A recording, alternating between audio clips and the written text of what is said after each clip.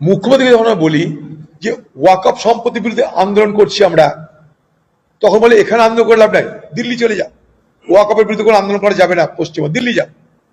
তাহলে এখন এই 22 লক্ষ শ্রমিক তারা যদি বিপদে পড়ে বাইরে, তো মুখ্যমন্ত্রী বাইরে না গিয়ে এখানকার আমবাগানে জামবাগানে কি আন্দোলন করবো? কার বিরুদ্ধে করবো? আমবাগানে জামবাগানে, পশ্চিমবঙ্গে আমবাগানে জামবাগানে, এই পাড়া সেই পাড়া, এখানে আন্দোলন করে আমরা কি করব?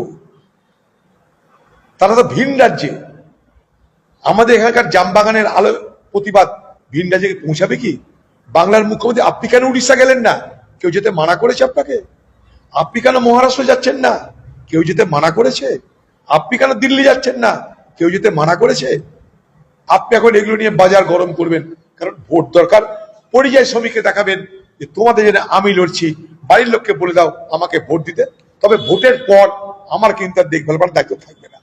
আমি এইটাই করি, কারণ আমার নাম মমতা ব্যানার্জি। আমি ভোটের সময় আসি, ভোট যখন শেষ হয়ে যায় তখন আমার আর কোনো তা নিয়ে মাথা ব্যথা থাকে না, তখন সবকিছু আমার কাছে বাসি। ভোটের সময় আসি, বাকি সময় সব বাসি, এই তো হয়।